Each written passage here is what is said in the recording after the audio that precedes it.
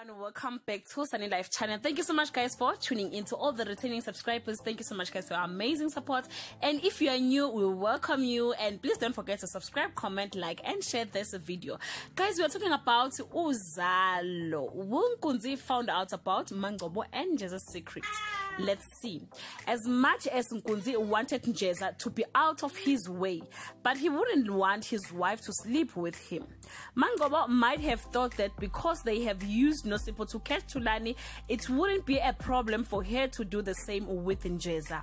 Nkunzi, guys, has been through a lot and he lost everything, including his dignity.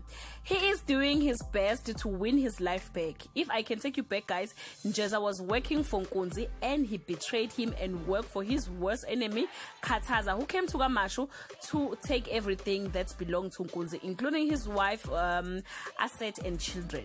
Njeza was the only outsider whom Kataza informed about the coffin with Nkunzi's name. As much as Nkunzi loves Mangcobo, but he didn't like Njeza as Mangcobo's bodyguard. And guys, I wouldn't be surprised if he go crazy about the secret.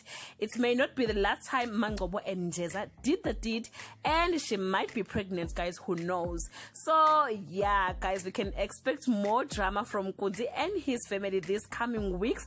According to Akasie's, Mangcobo's life will be very difficult. That includes the new sleeping arrangement in the house. Comment down below guys and share your thoughts. If Nkunzi found out about Njeza and Mangcobo's secrets, how will he react? Till we meet again guys, I love you so much. Bye.